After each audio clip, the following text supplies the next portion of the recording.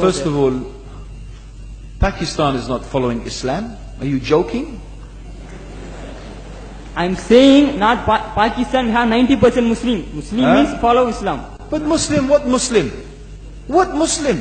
I remember 15 years ago, it's not today and I heard it's worse, 15 years ago I remember going to a wedding in Pakistan.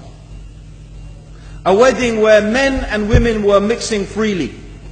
Where the bride was dancing on the stage with all the male members of the family dancing on the stage. I'm sure somewhere around, we probably hidden in a corner then, but I hear now it's open drinking alcohol. What Muslim are we talking about? This was 15 years ago. Now I hear it's even worse. Oh yes, they're Islam. When the bride and the groom are walking to the car, they're holding the Quran over their head for blessing.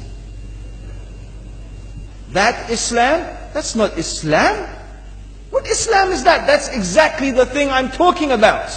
That's why Muslims are in such a mess. Because of this nonsense, this hypocrisy, actually they are insulting the Quran by doing that.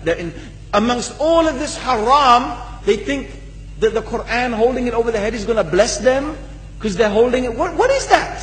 Where did they get this from?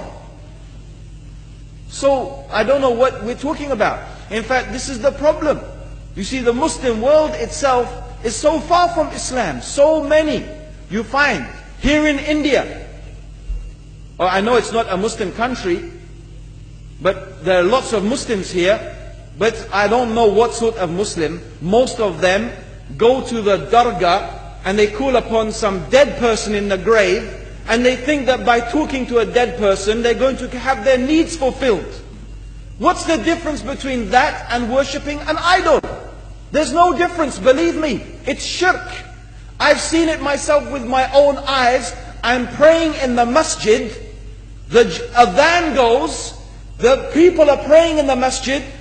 And the people in the dargah are not coming to the mosque to pray. They're still going around the dargah and making all their whatever the things they do. What's that? That's not Islam. You go to many countries. You find Pakistan. You want to see Islam in Pakistan. You know, in England, in every street corner we have a pub. You know what's a pub? You know what's a pub? Like a bar. You know, a place where you sit and drink alcohol. Yeah? Yes? In Pakistan, believe me, they have something worse than that. Yes, worse. On every street they have a picture of a palm. Everywhere you see it. Hanging from the windows. They have the picture of a palm.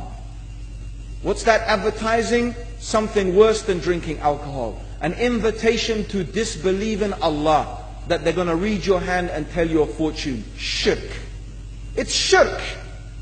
Whoever believes, the Prophet said, sallallahu alaihi wasallam, whoever visits a fortune teller out of curiosity, Allah will not accept their prayers for 40 days. Whoever believes in the fortune teller has disbelieved in Allah and His Messenger. That includes, by the way, horoscopes. Yet you see in Pakistan, a picture everywhere of a hand. Worse than a pub. Worse than a pub. It is better to drink alcohol than make shirk with Allah. Yes. So this is the Muslim countries. You will not find one except they are not doing magic and shirk and kufr, or except maybe one or two you will find. So this is the state of the Muslims. So no wonder we're in the confusion and the chaos. So these are not good examples. And this is really, in fact, the very reason that I'm saying why we are in such a big mess.